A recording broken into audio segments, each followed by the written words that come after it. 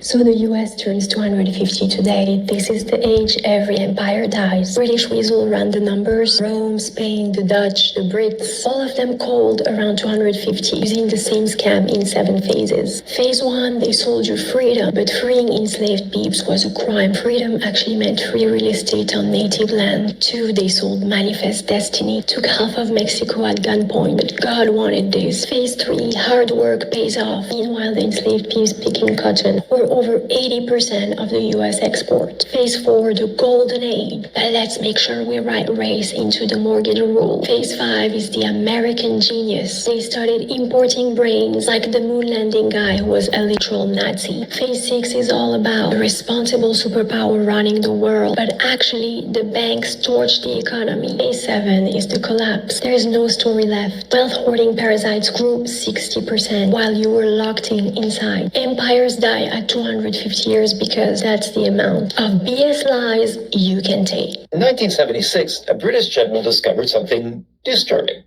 Sir John Glubbs studied empires across 3,000 years of history, and he found that almost every major empire lasted roughly 250 years, and then it collapsed.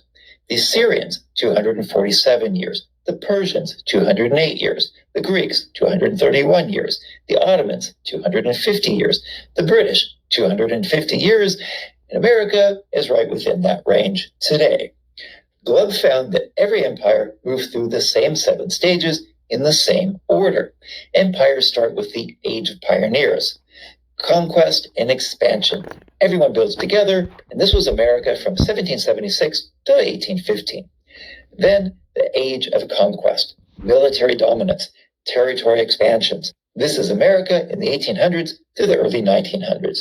Then the Age of Commerce, trade and industry boom, and this was America from 1890s to about 1945.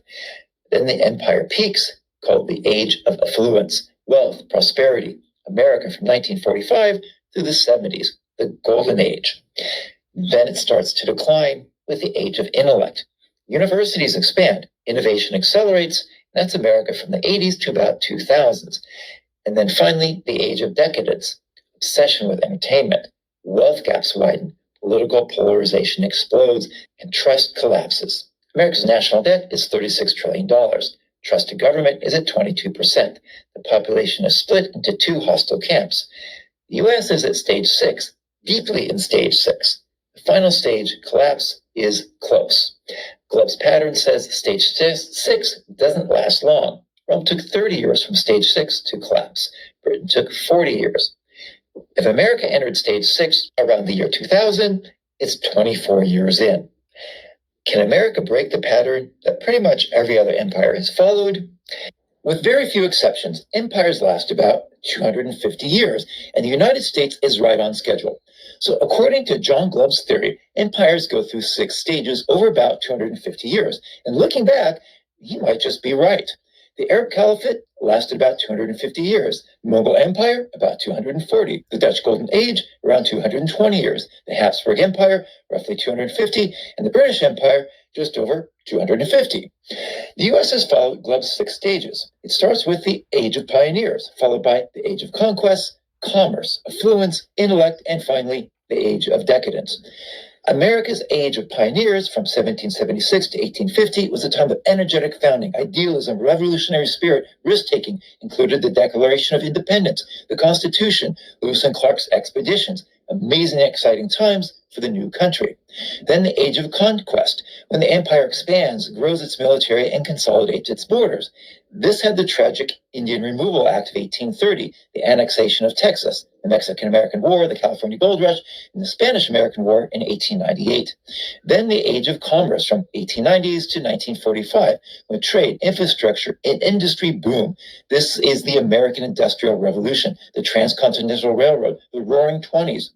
President Coolidge said in 1925, quote, "The chief business of the American people is business." That was followed by the Age of Affluence, 1945 through the 1970s, a time of mass prosperity, rising consumption with the GI Bill, suburban housing boom, rapid growth of the middle class, consumer culture, the rising consumption, and a wonderful time of optimism, especially if you were white.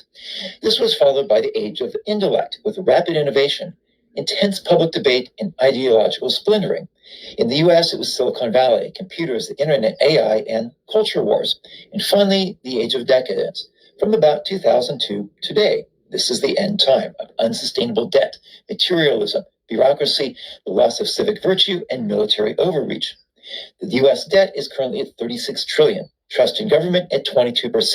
The US population is in two hostile camps. The American president attacks other countries with no consultation. The US military is on the US streets, arresting US citizens.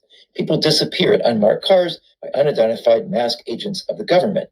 If Glove's theory looks like it's right on schedule, it is. The question isn't will the US fall, it's how many years or months does it have left?